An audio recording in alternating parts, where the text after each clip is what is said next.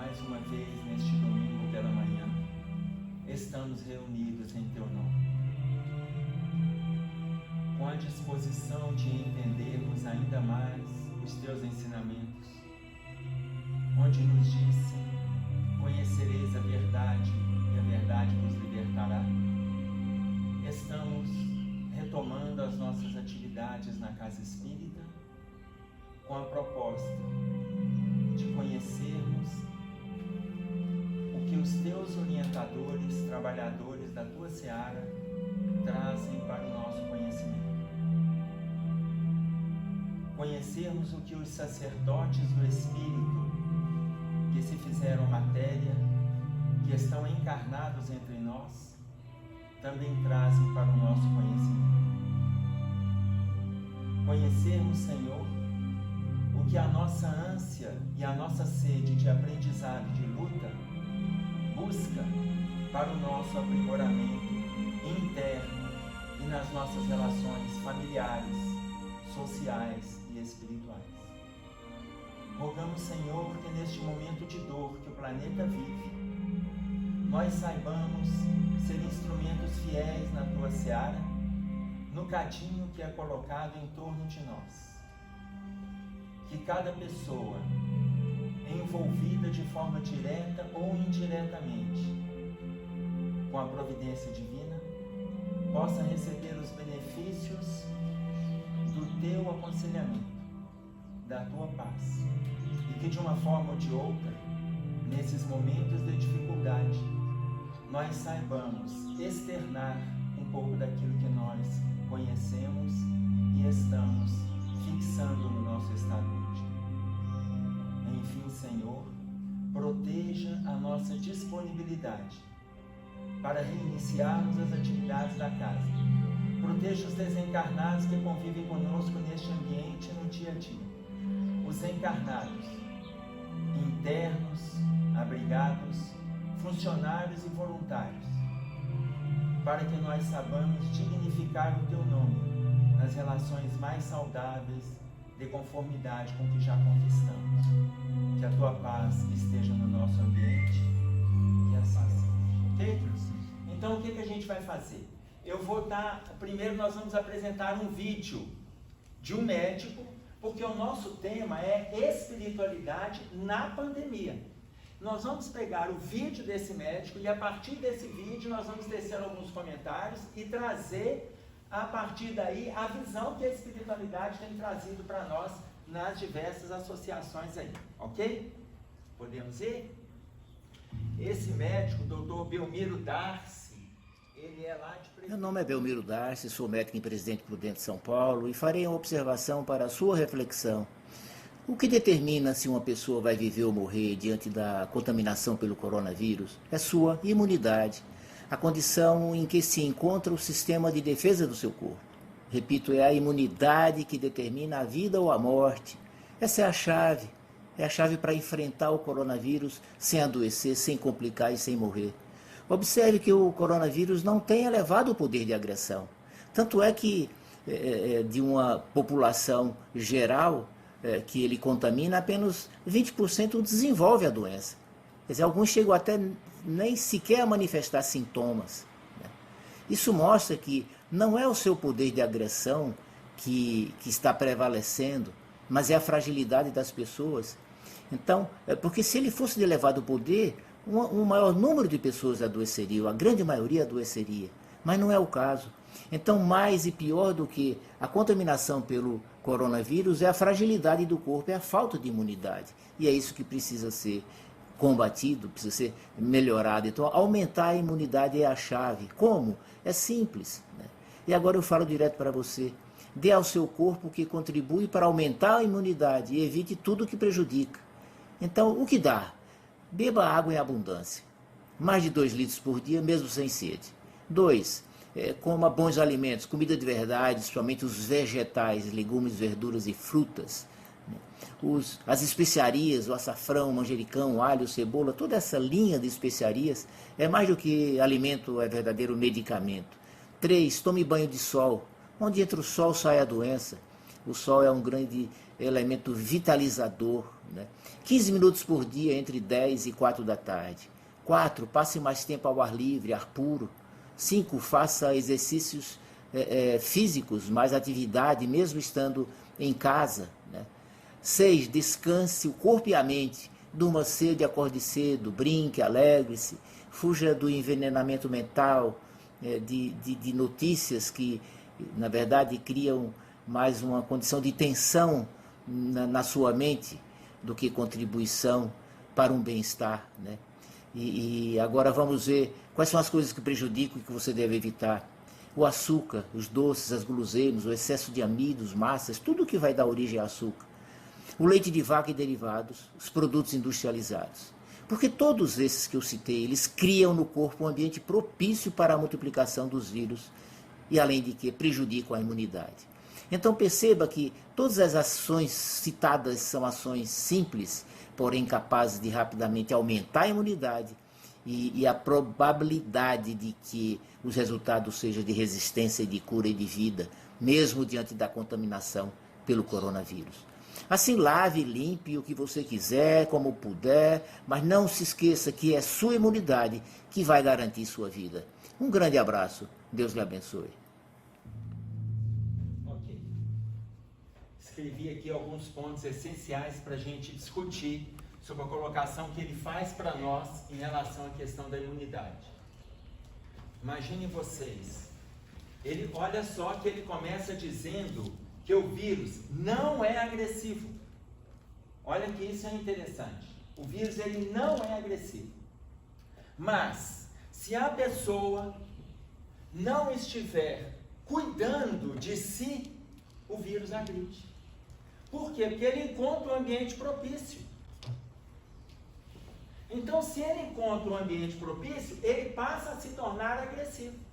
Isso, quando ele fez, foi no iniciozinho da pandemia.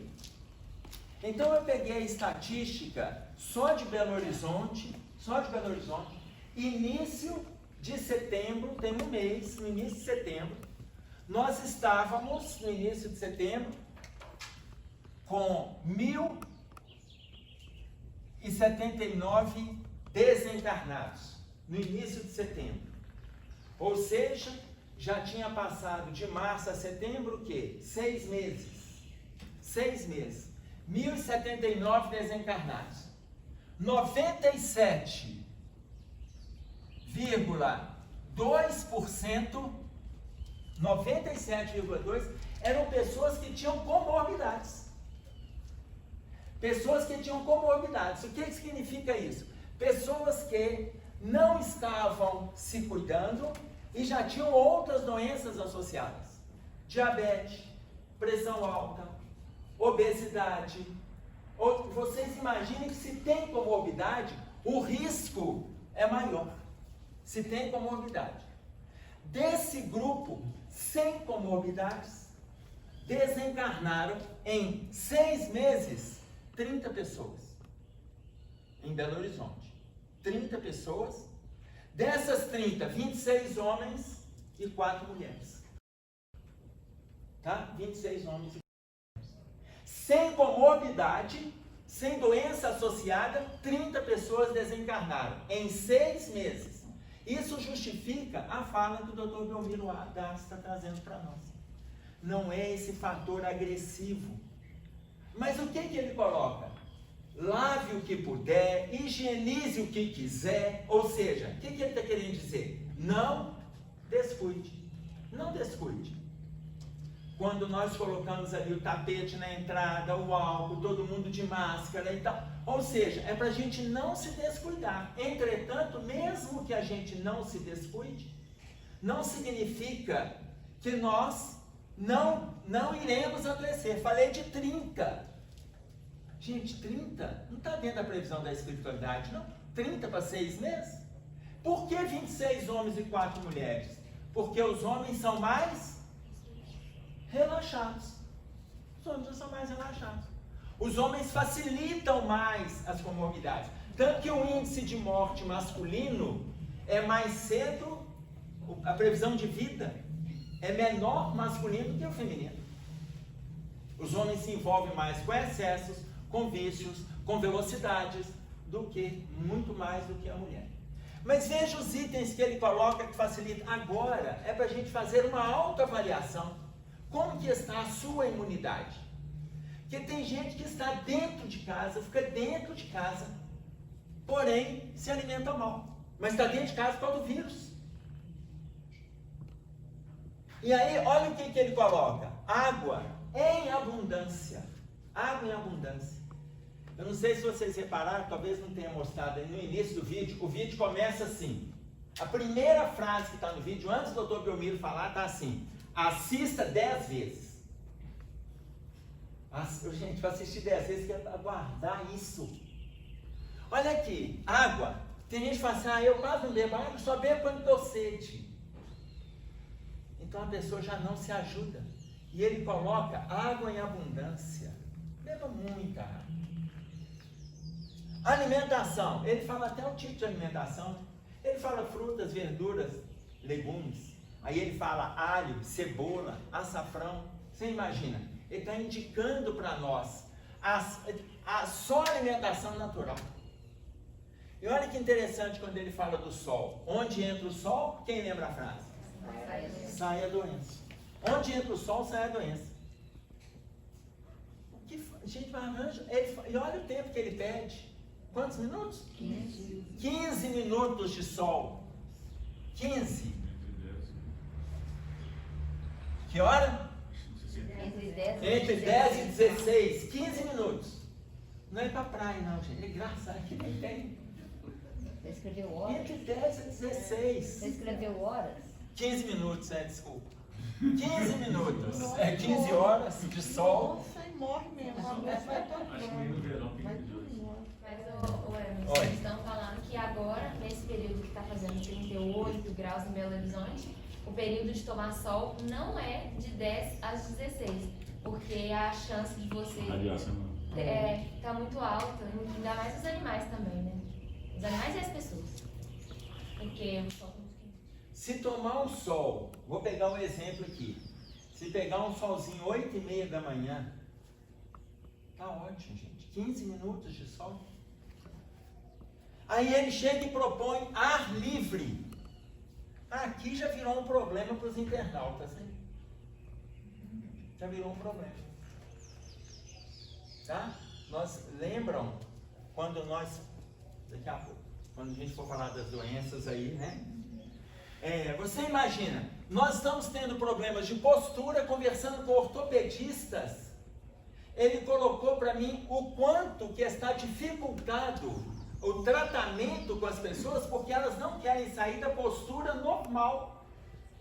Não querem fazer caminhada, ficam sentados na cadeira na mesma posição. O ideal é ficar sentado de 40 a 50 minutos, levantar pelo menos 5, 10 minutos, dar uma volta, depois assenta de novo, recomeça as tarefas, passou no máximo 50 minutos, levanta, 5 a 10 minutos, anda. Falou, Emerson, eles não fazem isso. Eles não fazem isso. Aí vem com artrose, vem com escoliose, problemas lombares. Por quê? Porque a cadeira não é indicada, porque não estava esperando. Que aumentou a fabricação de cadeiras ergonômicas, que estão adaptadas ao corpo. Aumentou a produção. Porque muita gente viu que agora vai ter que ser ali. Então, ele propõe para a gente se envolver com o ar livre. Propõe atividade física. Ele não está falando de academia não, gente. Uma caminhada. Uma caminhada. O Marcos, eu sei que ele caminha porque eu encontro com ele na Lagoa da Pampulha. Eu também caminhando, não é porque eu passo de carro buzinando, não. Então, o Marcos, eu sei que ele está caminhando lá. Olha, será que nós estamos fazendo alguma atividade física? Eu estou em contato com um médico lá do João 23 e ele colocou para mim assim, Emerson, você imagina como é que são as coisas, né? Estava com 2 quadros lá graves. Todos 2 entraram com Covid, extremamente grave. Um senhor de 78 anos e um rapaz de 23 anos. O senhor de 78 anos saiu tranquilo. Passou pelo respirador, ficou internado, ficou no CTI, ao lado do jovem. Ele saiu tranquilo e o jovem desencarnou. 23 anos. Porém, o senhor de 78 anos, saudável, e o jovem de 23, obeso. Acima do peso, envolvido só com atividade virtual, o tempo todo ali sentado, sem fazer atividade nenhuma, ele internou e desencarnou. Aí ele propõe um sono equilibrado. O que é sono equilibrado? Ele falou, dormir cedo e acordar cedo. Dormir cedo e acordar cedo. Você vai definir a hora do sono, né? O que é, Wanda? Não consigo dormir cedo. Não. Acordar cedo. Você só consegue acordar cedo. Então ele coloca, como é você que determina isso? Você não precisa de deitar 21 horas, 22 horas ou 20 horas, é o seu corpo. Porque também se você ficar deitado e não relaxar, não adiantou. Mas ele fala dormir cedo e acordar cedo, equilíbrio.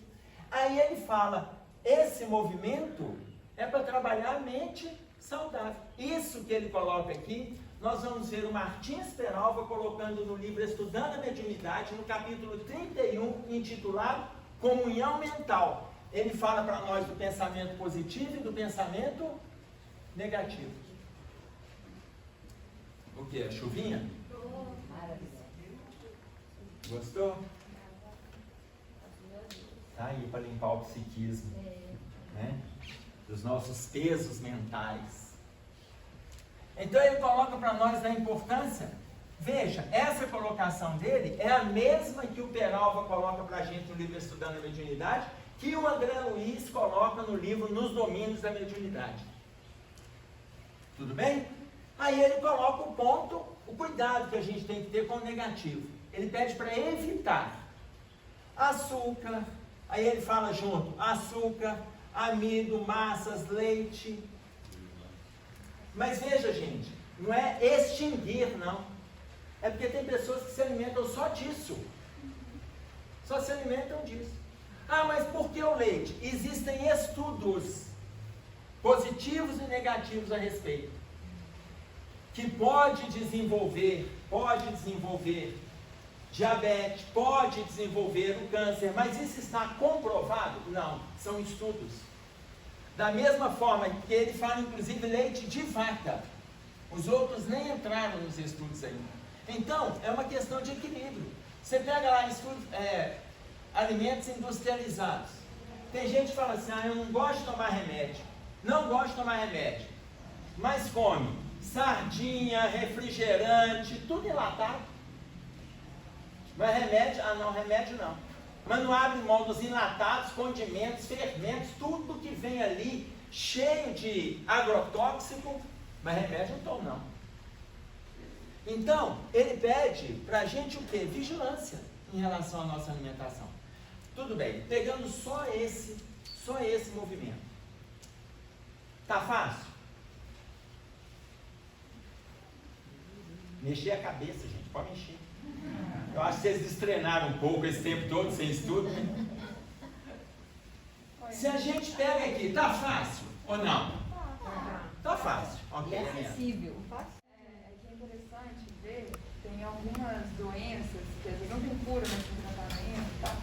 Que o tratamento é esse, melhorar a alimentação, o sono e tal. Você vê que um monte de doença que mesmo sem coronavírus, nem estou entrando nisso, já poderia ser tratado e às vezes até curado por conta do nosso comportamento. E a gente, às vezes, fica vigilante, entra numa alimentação, num estresse também, né? Em lidar com as situações desse sistema que a gente tem, né? De uma forma complicada. E a gente poderia reverter vários quadros se a gente mudasse esse comportamento, porque todo mundo concordou que é fácil. Sim. Você vê que todo mundo concordou que é fácil. Uma série, repetindo o que a Helena trouxe, uma série de doenças, a gente poderia se libertar só por isso aqui, ó. A gente poderia se libertar. Até porque, falando de tudo isso, sem colocar pensamento positivo, a gente já poderia libertar de uma série de doenças. Colocando pensamento positivo, que é a orientação que o Emmanuel disse para a gente na resposta da pergunta de número 96 do livro Consolador. Ele coloca que a raiz raiz de todas as doenças está onde? No espírito. E a mente está relacionada ao espírito. A raiz de todas as doenças está aqui. Mas a gente adoece por quê? Porque estamos carregando há séculos problemas nessa área de pensamento negativo, atendendo às nossas viciações, atendendo aos nossos costumes, os nossos hábitos negativos. A partir daí vamos também na consequência, é lei natural da vida, é ação e reação. Se eu estou alimentando isso 3, 5, 8 séculos, eu não vou mudar apenas porque eu, nessa encarnação, me tornei espírito. Mas a gente já pode fazer um movimento. Aí ainda, no que a Helena disse, vocês imaginem, eu pego essa referência do CID-10, o Código Internacional de Doenças, o CID-10, que foi apresentado para a comunidade médica em maio de 90, quantas doenças tem nele? Alguém lembra? Já contaram? Contou, mas esqueceu. Você já falou isso. 14 mil doenças no CID-10. 14 mil. Maio de 90. O CID-11 já está pronto. E foi apresentado para a comunidade médica no mundo, na Organização Mundial de Saúde, em maio do ano passado. Portanto, 29 anos depois.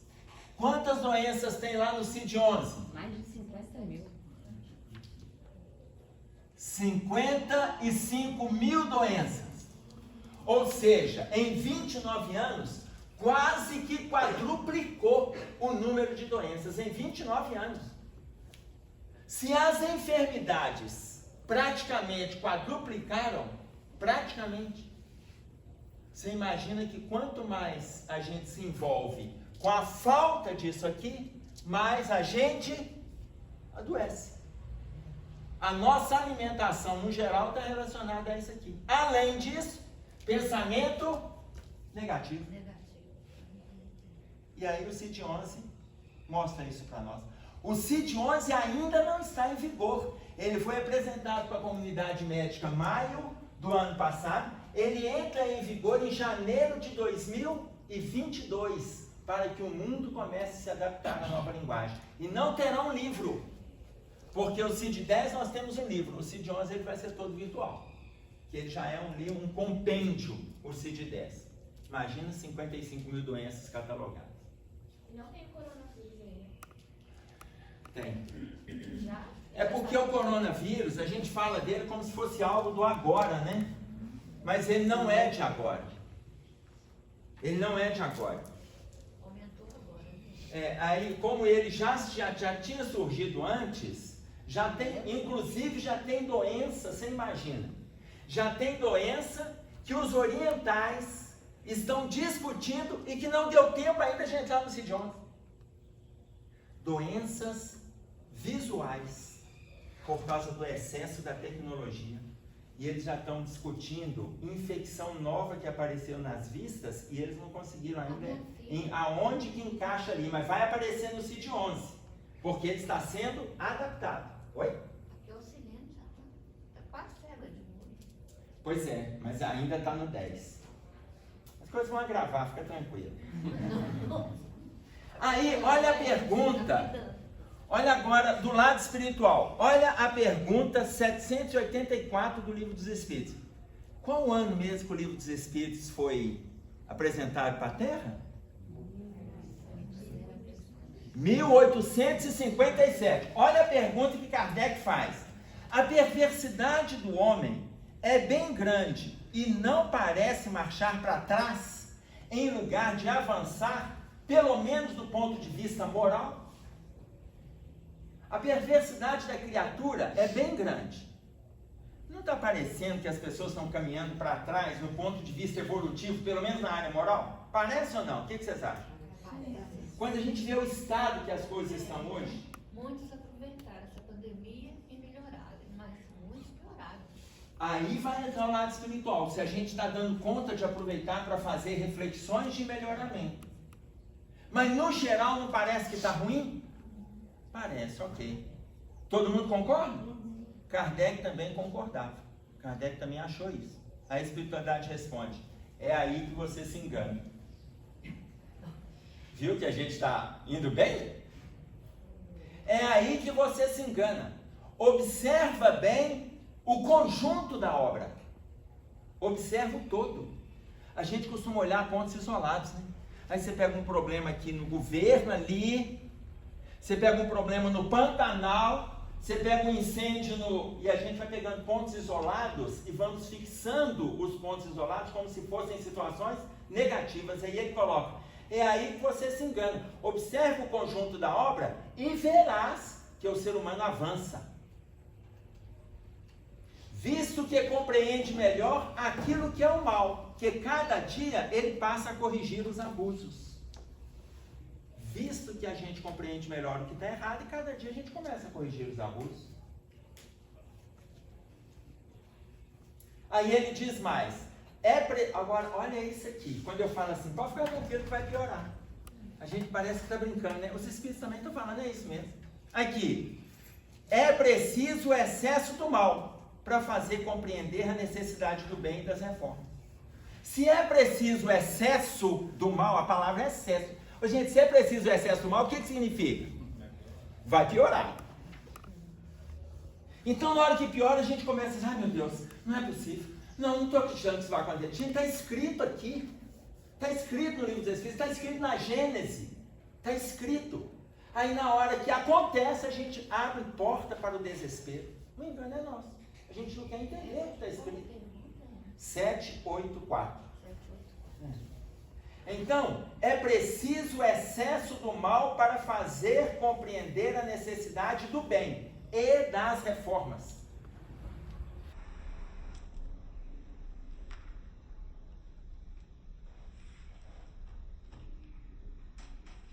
Tá fácil?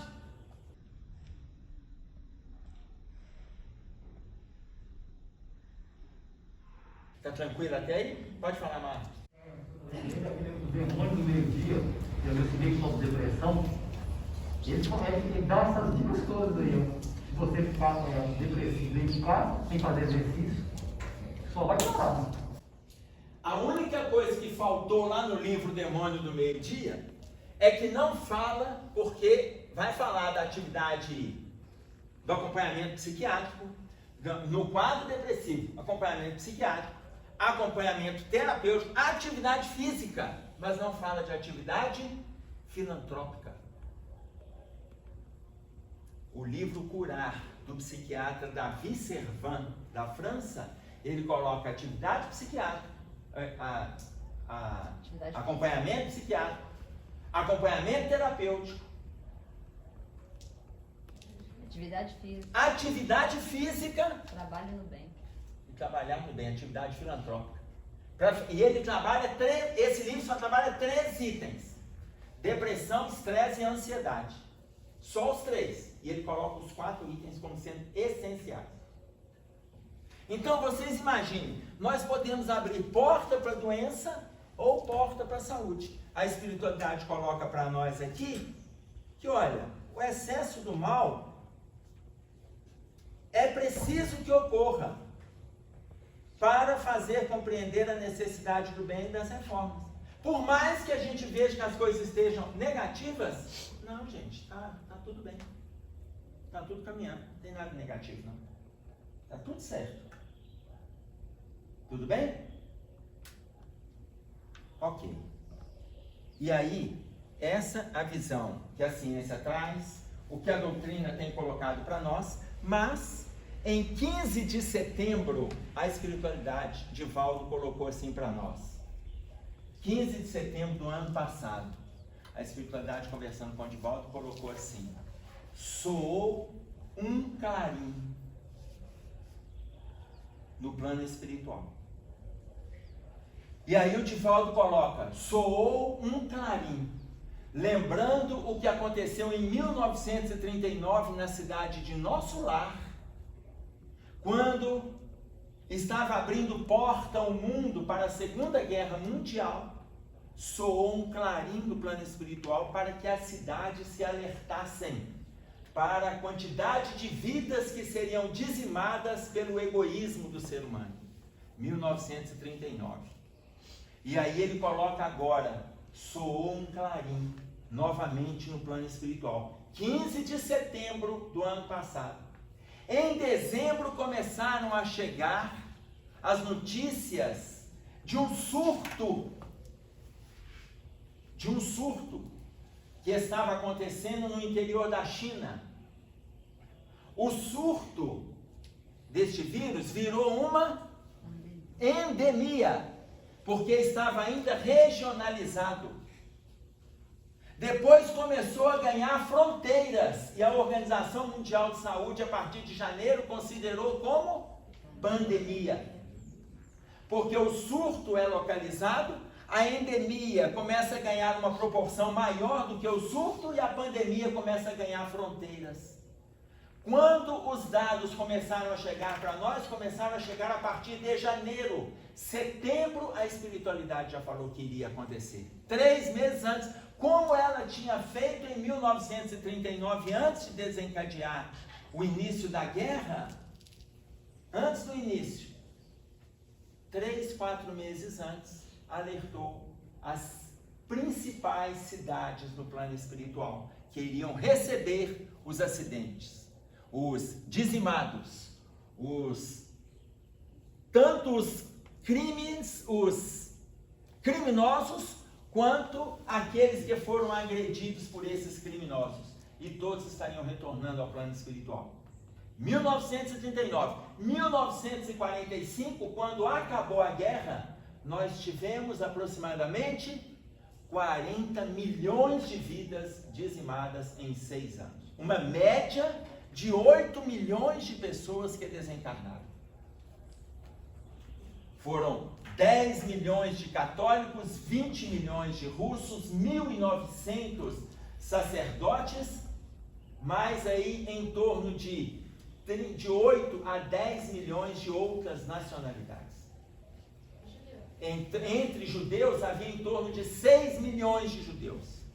6 milhões de judeus. E aí agora soou novamente um clarim. Aí, alertando algumas cidades. Nosso Lar, que está entre Rio de Janeiro e Campos. Alertando a cidade de Redenção, que está entre Salvador e Feira de Santana. Alertando a cidade Novo Horizonte, que está entre Minas e São Paulo. Cidades no plano espiritual que precisam se atentar. Se as cidades precisam se atentar, consequentemente as nossas mentes precisam se atentar para o movimento saudável. Por quê? Quando o Divaldo explica para nós que soou um clarim, ele está colocando que foram alertados os dirigentes das cidades espirituais. Consequentemente, nós que estamos sintonizados, precisamos manter o alerta. Mas, durante a guerra foram 6 anos, 40 milhões. O mundo bateu 1 milhão de mortos no final de setembro. Então, esse recado do Divaldo, não tem não tem como estimar, por exemplo, assim, a gente tem 6 meses de pandemia e 1 milhão de mortos. Na guerra foram 6 anos com 40 milhões. Então, não tem uma proporção. Não. Porque o recado não foi o mesmo. Não temos como fazer essa proporção, graças a Deus, né? Se o povo, só de aparecer um vírus, o povo já está desencarnando sem pegar a doença. Só de medo, você imagina se soubesse que ainda tem uma proporção. A proporção que a gente tem está lá no Velho Testamento. Qual que está lá no Velho Testamento? Zacarias, capítulo 13, versículo 8, Velho Testamento. 2 terços da humanidade serão dizimados. E 1 terço nela apenas restará. Quando que ele fala isso? Ele não fala quando? Capítulo 13, versículo 8 do Velho Testamento. 2 terços serão dizimados, 1 terço restará. Olha, nós estamos no final da transição. Uma transição demora aproximadamente 200 anos. Estamos agora aproximadamente a menos de 40 anos da entrada efetiva na regeneração.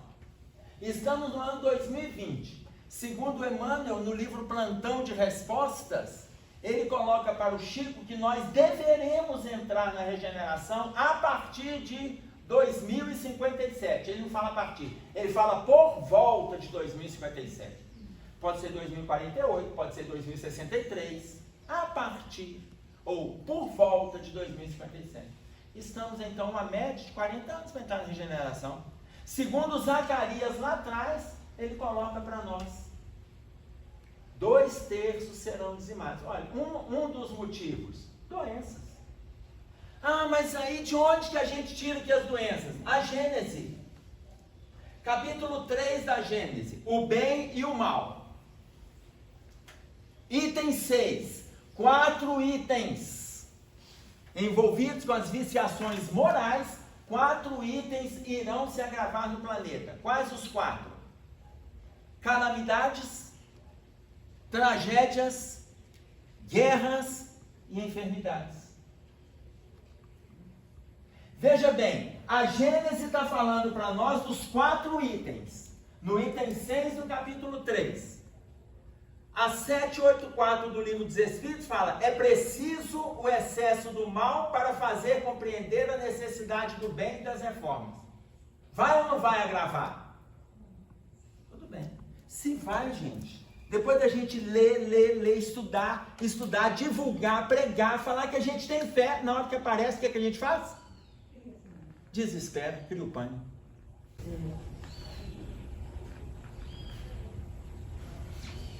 As calamidades entram no quê?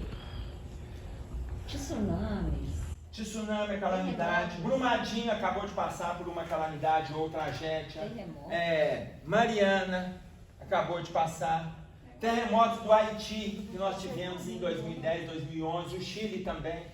Tá? Os excessos, as calamidades, e são todos aqueles excessos, esse está mais relacionado à tragédia, todos aqueles excessos que nós mesmos provocamos.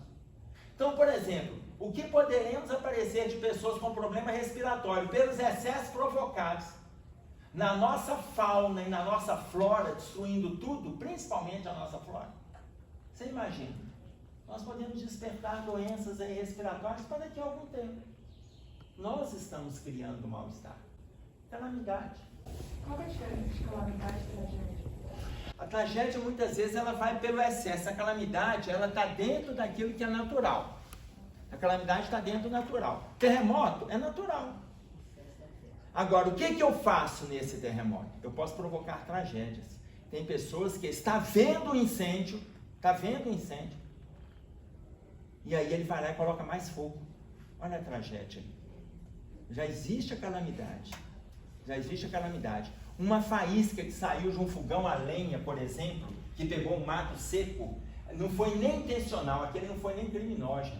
A pessoa está trabalhando num alto forno, numa indústria, entendeu? Só que os outros estão vendo, passa ali, já coloca fogo na estrada, joga um cigarro aceso, faz um montinho seco. Aí ele vai agravando aquilo que era só uma calamidade, está virando uma tragédia. Muitas vezes as pessoas têm que se afastar da cidade porque está sendo tudo incendiado. Tá claro? Agora você imagina, se nós colocamos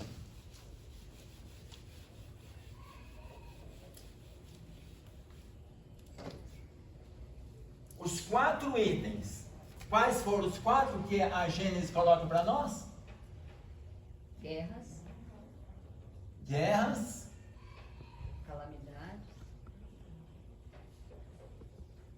doenças, enfermidades ou doenças.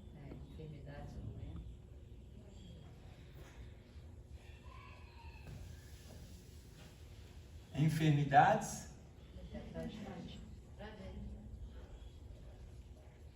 tudo bem. O que a gente precisa? Aí vem, o que nós estamos aprendendo com a questão da pandemia?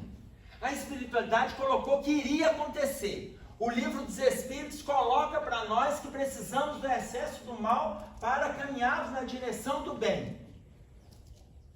Precisamos. O que a gente precisa fazer? O que essa pandemia está trazendo para nós? Mudar hábitos. Vamos voltar um pouquinho? Lá no Velho Testamento, lá em Êxodo, no Egito Antigo, vocês vão lembrar que Moisés saiu com o povo hebreu.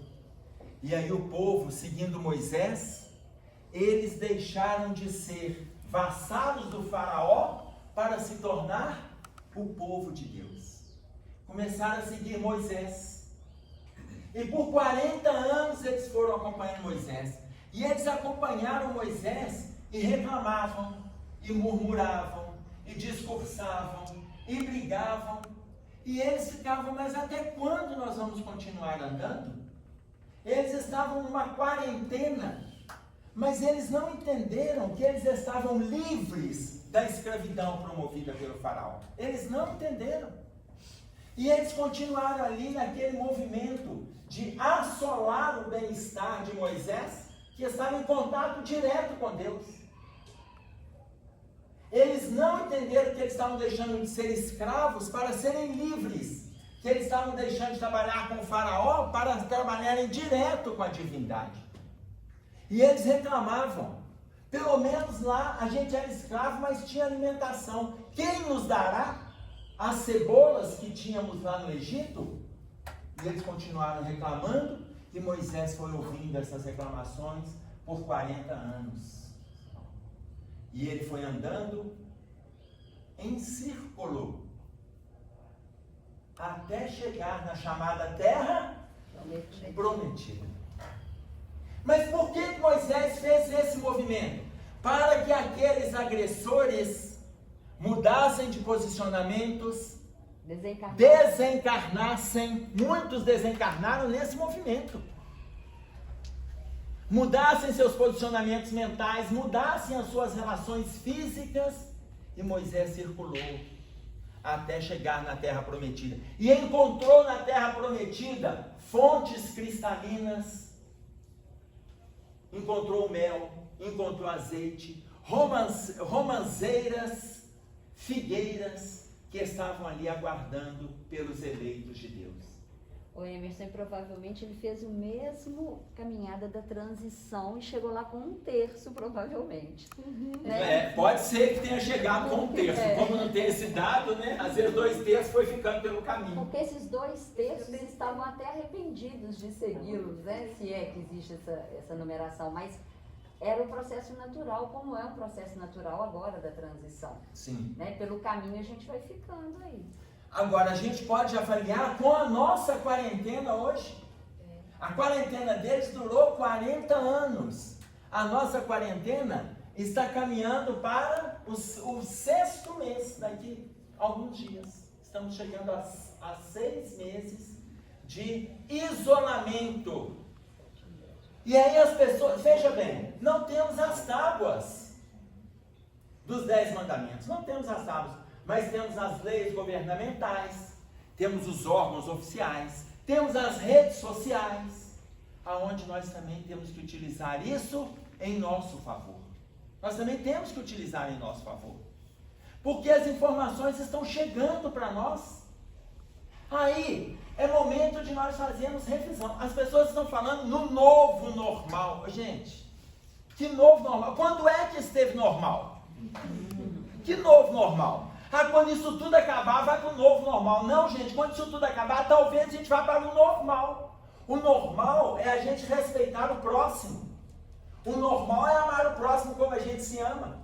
O normal é a gente não favorecer a corrupção, não fazer e falar mentiras, não promover agressões, não promover deslealdades, não criminalizar pessoas.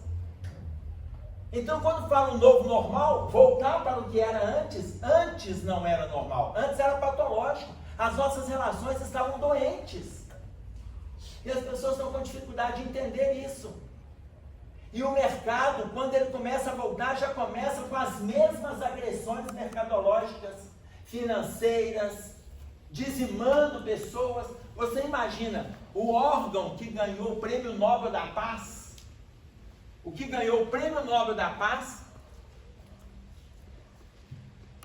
é o nosso primeiro aspecto para trabalharmos nessa pandemia. Solidariedade. Solidariedade. Alguns aspectos a gente precisa se atentar nesse movimento de pandemia. Primeiro, a relação solidária. Quantas pessoas estão passando dificuldades? Quantas pessoas necessitam do nosso ombro, do nosso conforto, da nossa palavra? Solidariedade. Quantas pessoas perderam emprego? Quantas pessoas adoeceram?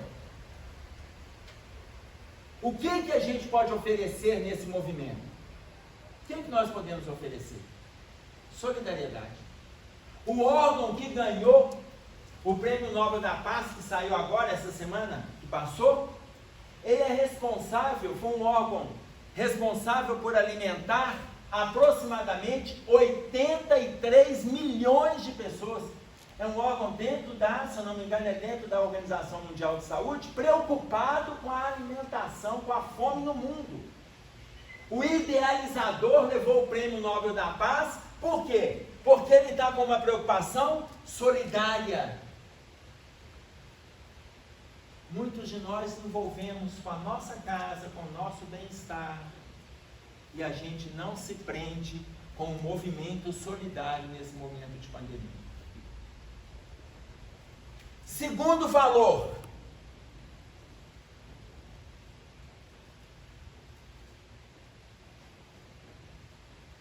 paciência. Esse aqui eu acho que pega todo mundo, né? Na impaciência. Porque o que teve de gente se irritando foi... Vamos concentrar aí na paciência. Aqui, de onde que vem essa idade de risco? Porque tanta gente que está segundo o estudo, a gente vê que tem aquela idade, você tem que ficar só dentro de casa para não correr, né? A gente vê a palavra do médico, não tem nada a ver, você fica quietinho dentro de casa. Você está em idade de risco. E a gente está assumindo essa posição, né? Conforme a idade, eu não posso nem sair. Alguém telefona, eu não posso sair porque eu estou na idade de risco. E pelo que a gente está estudando aí, não sei de onde que vem isso, né? Ou se é a acomodação do ser humano, ou se não está entendendo aqui, né? Existem as duas situações, existe a acomodação e existe a idade de risco. O que acontece? Quando coloca os idosos como idade de risco, aí volta aquele exemplo que eu dei. Quando coloca os idosos como idade de risco, quer dizer que todo idoso está correndo risco. Gente, tem jovem de 23 anos que está correndo risco, é o exemplo que eu acabei de dar. E o idoso de 73, 75, 84 que não está correndo risco. Por quê? Porque tem esse estado saudável aqui. O jovem que está doente ali na internet, já entrando na rede social, entrando em pornografia, brigando, agredindo, jogando, comendo e ficando sentado 3, 4 horas atrás do computador, esse está correndo risco. O avô dele que faz caminhada, que tem uma alimentação saudável, que dorme tranquilo, pega o solzinho, o avô está saudável. Aí o neto desencarna. Então a organização coloca para a gente ficar atento à idade de risco, mas a idade de risco não quer dizer que é para abandonar esse recurso aqui. Tanto que quem fala disso para nós, a primeira mensagem de todos foi um idoso. Dr. Belmiro Darcy é um idoso. Mas a Organização Mundial de Saúde, quando a endemia começou na China, o primeiro grupo que eles consideraram de risco foi acima dos 60 anos. Né? Então, a questão do organismo de pessoas acima dos 60 anos e a maior taxa, a maior incidência durante muitos meses foi com este grupo acima de 60 anos. Então, ele foi caracterizado como grupo de risco. Não tinha nenhuma criança, até alguns meses, que tinha contraído o Covid.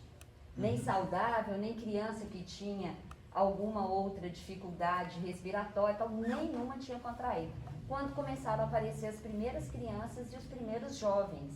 Então, para a Organização Mundial de Saúde, 60 anos que a gente acha super jovem, né, Wanda? Com certeza. É grupo de risco. 60 anos é grupo de risco. Tanto que agora, ao retorno ao trabalho, eles estão garantidos pela lei em não voltar ao trabalho, porque foi uma organização para o mundo, né? E aí é essa discussão. Nós que somos da educação, por exemplo, nenhum professor de 60 anos está autorizado a dar aula. Voltar presencialmente. Eles não estão autorizados, nem pela Secretaria de Educação, nem pela OMS, porque lá atrás, quando foi se definir uma meta, definiu que essa idade seria a terceira idade, seria o grupo de risco. Mas isso Você imagina? muito na questão científica, assim, né? Porque as pessoas acima de 60 anos, elas não têm a mesma quantidade de anticorpos que um jovem. E as crianças também, assim, né? Hoje em dia até menos, mas antigamente os pais eram mais rigorosos em relação à alimentação. Então, era muito mais rico em frutas, legumes, verduras, porque quando você é criança, você não escolhe o que você vai comer. Então, o jovem, às vezes, fica obeso, horas no computador, porque ele escolhe aquilo. E aí, os bebês, principalmente por causa do leite materno, que tem todos os nutrientes, e depois as crianças, que entram com alimentação muito de fruta, suco, verdura, legume, o risco é menor por conta disso. Igual você falou, o idoso também pode ter uma alimentação saudável e essas práticas saudáveis, mas mesmo assim o sistema imunológico dele não é igual. Mas se ele estiver neste estado aqui, porque aí, gente, nós também temos, aí é do nosso discernimento, né? Porque senão fica parecendo que a idade de risco a partir daí se desencarnar é por causa do Covid, gente. Veja bem, uma pessoa chegou para mim chorando. Ah, meu Deus, porque a avó tinha desencarnado, muito querida na família e tal, desencarnou de Covid. Eu falei, quantos anos tem a sua avó? Ela falou, 92. Eu falei, você tem certeza que foi de Covid? 92, filha, já está com juros, já está pagando até dívida de terceiro. 92 já saldou tudo, começou a pagar dívida de filho, dívida do outro neto, dívida de cunhado. Não, para. Está na hora de ir embora, deixa o povo ir embora, pelo amor de Deus. Aí não, virou idade de risco. Como se não tivesse Covid, vai viver até 300. Deus que me livre. E Deus que livre vocês também. Chegou a hora, gente, vai com Deus. Nossa, olha, graças a Deus desencarnou. E pelo menos ainda não ficou 6 anos, 6 meses sofrendo, 6 anos. Você entra pro CTI, sai do CTI, vai, olha, desencarnou, tomara que Deus o receba e o receba bem.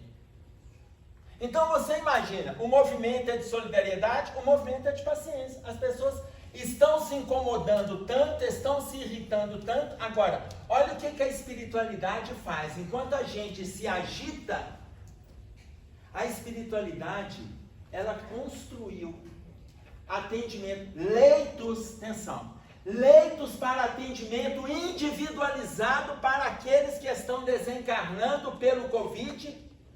Por quê? Porque ele está envolvido com as situações de calamidades.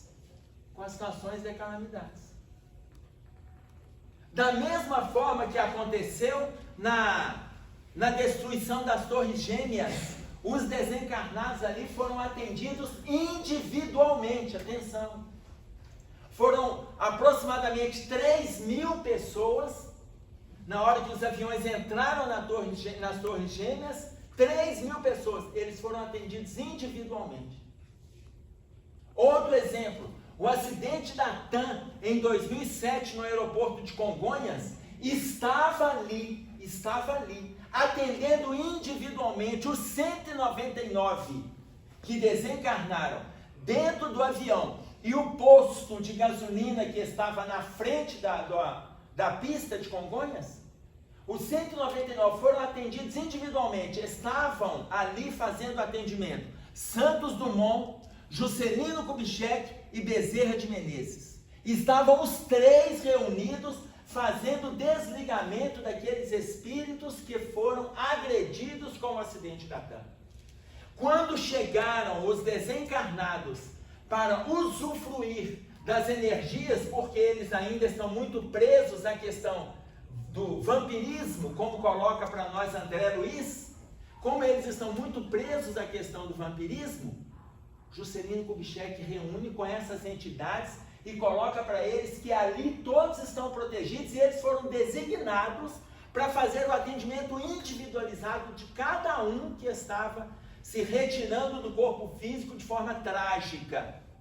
E depois eles iriam de conformidade com a sintonia deles. Mas naquele primeiro momento todos estavam sendo atendidos. Então vocês imaginem, enquanto a gente abre espaço para irritação, enquanto a gente abre espaço para ansiedade, para agitação, a espiritualidade pacientemente, dentro da programação, ela vai atendendo todo mundo. A paciência é um valor tão difícil da gente conquistar, que no Evangelho segundo o Espiritismo tem uma mensagem sobre a paciência intitulada, quem que assina? Um Espírito Amigo. Tem 2 mensagens assinadas no Espírito Amigo no Evangelho. Quem que é um Espírito Amigo? Joana de Ângeles. A outra mensagem, ela fala sobre a caridade. Dar-se-á ao que se tem. 2 mensagens. Uma ela fala sobre a paciência, a outra ela fala sobre a caridade. É difícil a gente conquistar a paciência. Pequenas coisas a gente se irrita. Veja, nós, entre as cidades no plano espiritual que estão sendo acionadas a trabalhar vibracionalmente, nós também estamos, gente. Para que a gente vai abrir espaço para irritabilidade, para agressão, para mentira, para discordância? Para que nós vamos fazer isso? E aí vem o terceiro aspecto, que é a questão da disciplina. Esses 3 valores a gente precisa despertar nesse movimento pandêmico. Disciplina significa disciplina no pensar, disciplina no linguajar, disciplina no agir, disciplina nas redes sociais, disciplina na alimentação, disciplina na alimentação. Então, tudo para nós, a gente vai se resumir aqui. Quando o Chico recebeu do Emmanuel a orientação disciplina, disciplina, disciplina, a gente entendeu que era só relacionado à doutrina. Tudo da nossa vida é disciplina. Isso tudo que a gente está propondo é disciplina. Tanto que o próprio Emmanuel, no capítulo 22 do livro Coragem, ele coloca para nós: aceitemos o combate em nós mesmos. Todo mundo tem dificuldade, não tem? Você tem? Mas não me conta não, vamos virar terapia. Então todo mundo tem dificuldade. Olha o que Emmanuel coloca: aceitemos o combate em nós mesmos. Aceita que você tem dificuldade, que tem uma viciação, aceita. Aceitemos o combate em nós mesmos, reconhecendo que a disciplina antecede a espontaneidade, reconhecendo que nós vamos fazer por disciplina. Já conversamos sobre isso, não foi, Wagner? Lá 15 anos atrás, quando meu cabelo era preto e você tinha cabelo? O seu já caiu, o meu está ficando branco, né? Então falávamos disso. Não importa a dificuldade que a gente esteja, trabalhemos. Por quê? Porque a disciplina antecede a espontaneidade. Nós vamos fazer o que a gente precisa fazer. Ah não, quando o amor estiver nascendo em mim, aí eu começo a fazer caridade. Eu não vou fazer nunca. Como é que vai nascer amor se eu não faço nada por ninguém? Quando é que esse amor vai vir, meu Deus?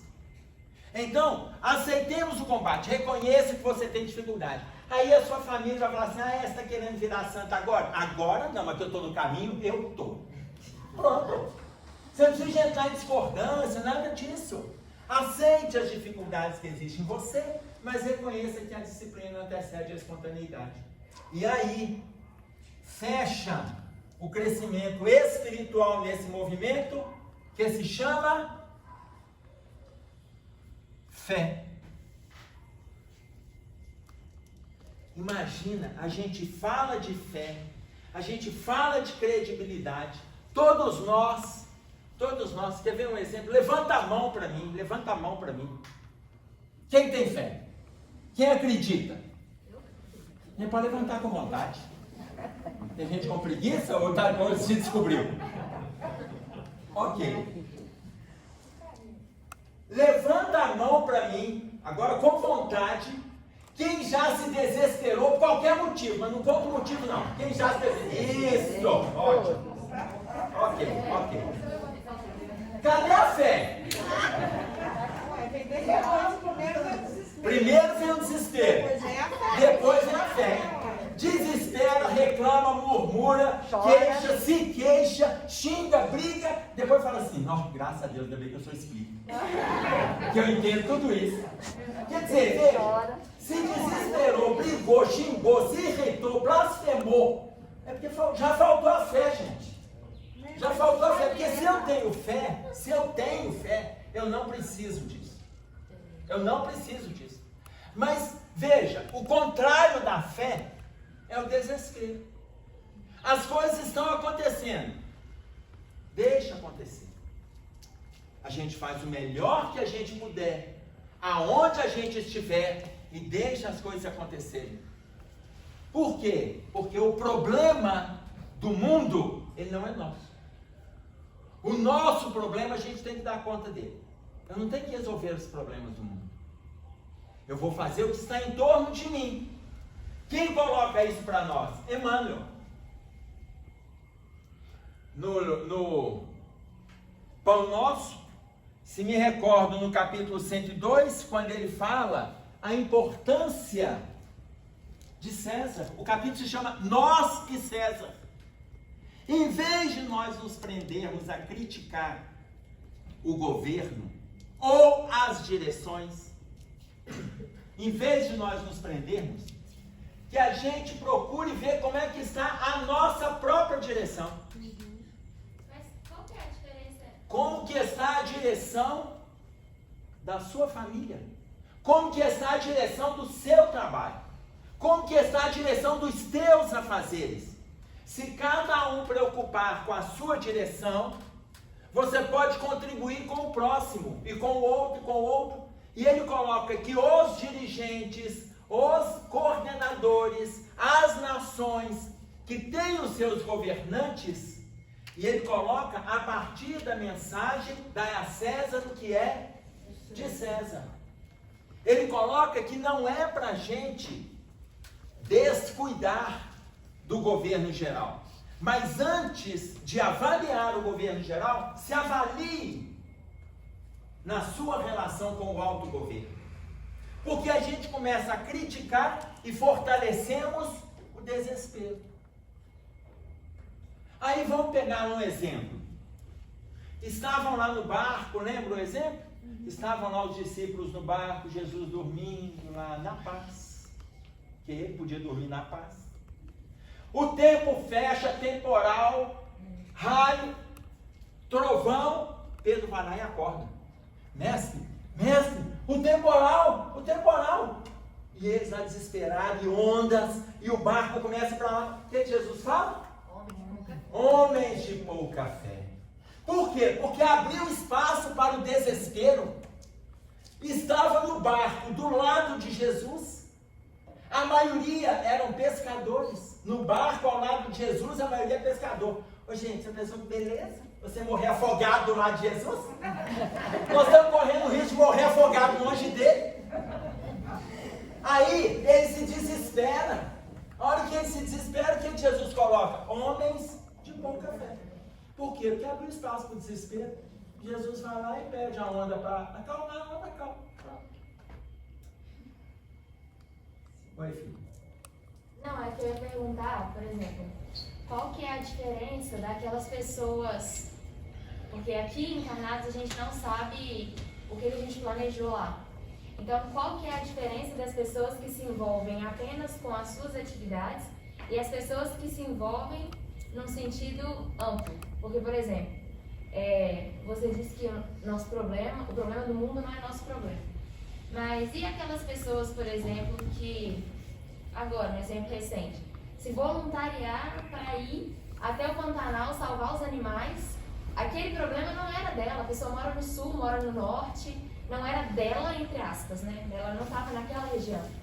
Mas algo passou pela cabeça da pessoa que ela falou assim, não, eu preciso ir salvar os animais que estão ali. Não é um animal que está na rua da casa dela, é um animal que está nas queimadas de outra parte do país. Sim. Então, qual que é essa diferença, assim? Como que a pessoa vem sabendo que, por exemplo, Divaldo sabia que o trabalho dele era muito amplo, mas ele já era uma figura com reconhecimento maior. Agora, sim, pessoas comuns, como que elas... Nós, pessoas comuns nós. Isso. Né? Então veja bem, eles estavam, olha, teve gente que saiu de Florianópolis, no Rio de São Paulo, que foi para Campo Grande para poder apagar incêndio. Gente, está ótimo. Mas eles já estavam cuidando das questões deles. Imaginem vocês, não precisa nem de ir lá não, gente. Nós estamos aqui dentro do Lafran. Nós estamos dentro do Lafran. Se a gente não tivesse a tranquilidade da família, eu não estou dizendo que estamos sem problemas nenhum em família, não é isso não. Nós temos dificuldades em família, nós temos algumas dificuldades financeiras, algumas dificuldades sociais, temos, todo mundo enfrentando. Mas isso também nos possibilita trabalhar dentro da instituição. Agora, se os problemas são graves, se a gente está com problemas morais graves, problemas sociais graves, problemas familiares graves, a gente teria estrutura para trabalhar aqui dentro com os meninos? Não teria. Todo mundo que está lá dentro, todo mundo que está frequentando, todos nós temos dificuldades. O problema do mundo não é nosso, é nesse sentido. Eu não estou dizendo que não é para a gente fazer nada. Cada um faz aquilo que dá conta. Pergunta 683 do Livro dos Espíritos. Qual é o limite do trabalho? Das forças. Limite das suas forças. Eu não tenho condições de sair daqui e ir lá para Campo Grande apagar incêndio. Estou envolvido aqui com outro incêndio. Claro, aqui também tem incêndio. Depois dessa parede aqui tem incêndio. Tá certo? Então, cada um vai trabalhar de conforme. Você está cuidando de si?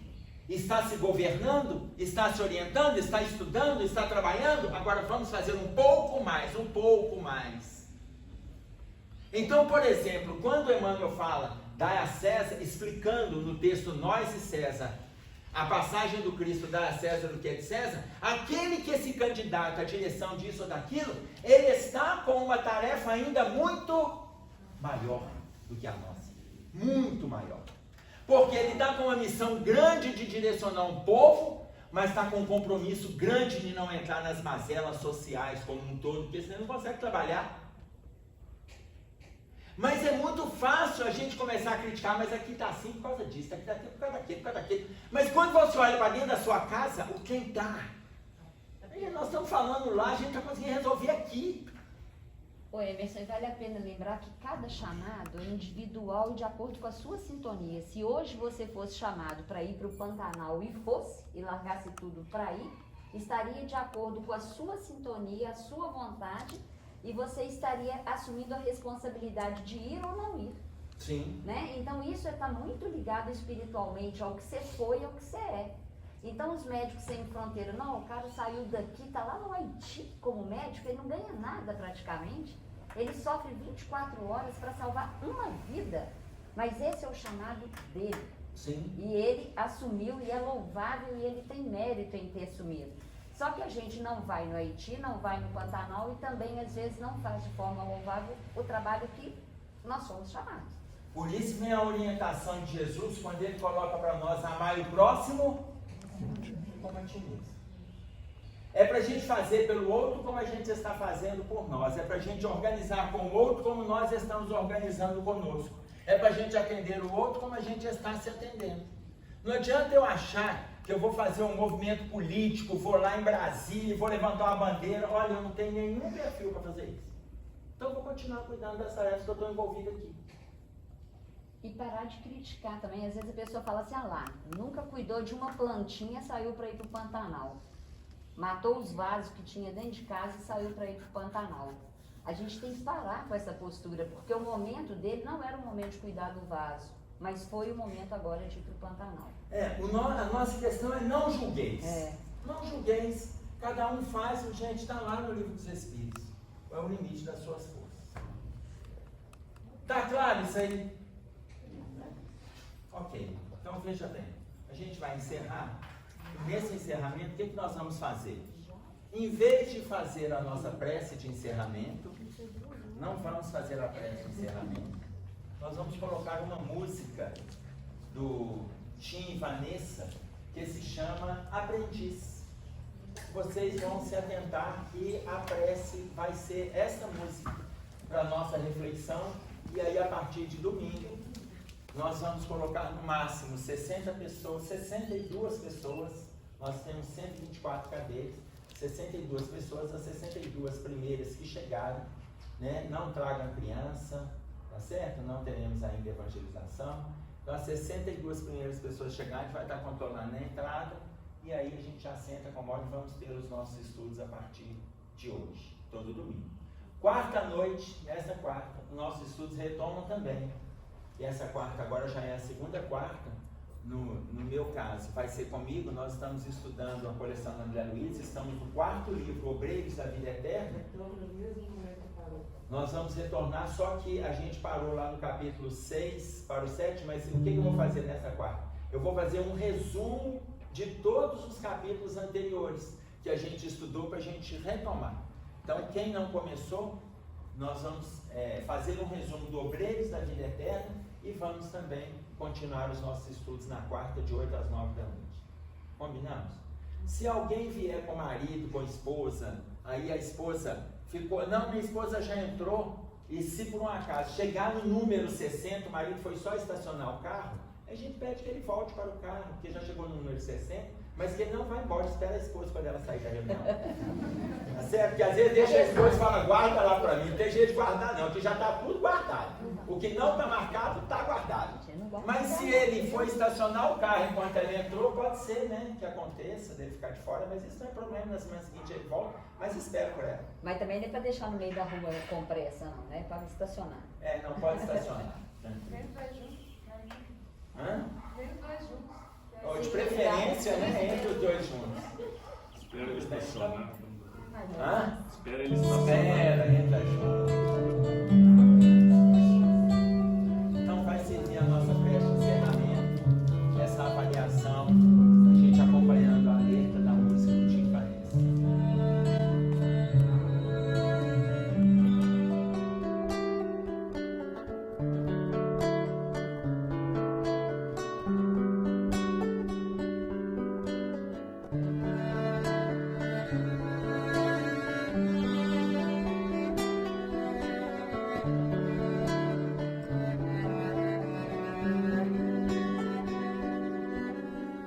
Como alguém que encontrasse a luz, depois de andar e andar procurando o caminho.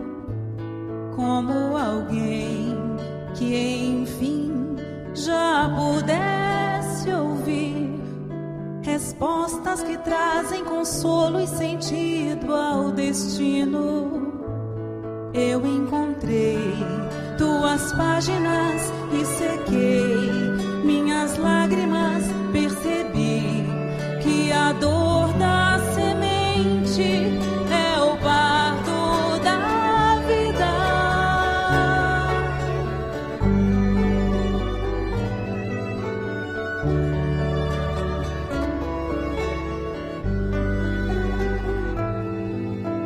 Como alguém que já quer seguir os passos do mestre com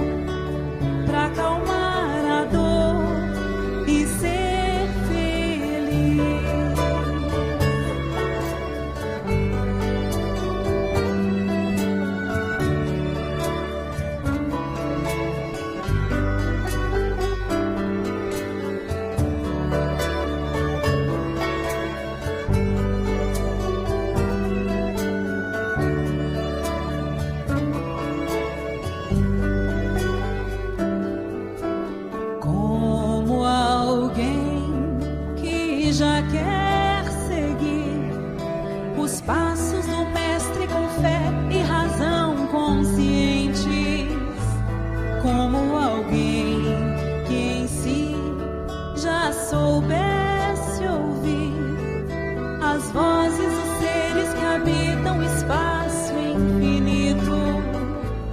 Eu encontrei tuas páginas e sequei minhas lágrimas, percebi que a dor da semente é o parto da vida.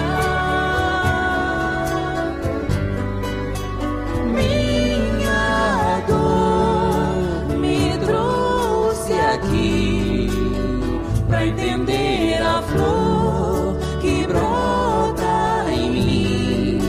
Meu amor é aprendiz de um bem maior. Que seja assim, nesse vai e vem. Sei que voltarei pra cuidar da flor, pra acalmar a dor e ser feliz.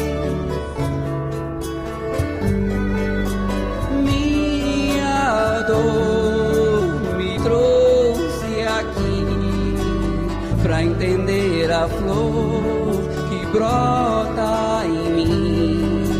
Meu amor é aprendiz de um bem maior. Que seja assim, nesse vai e vem.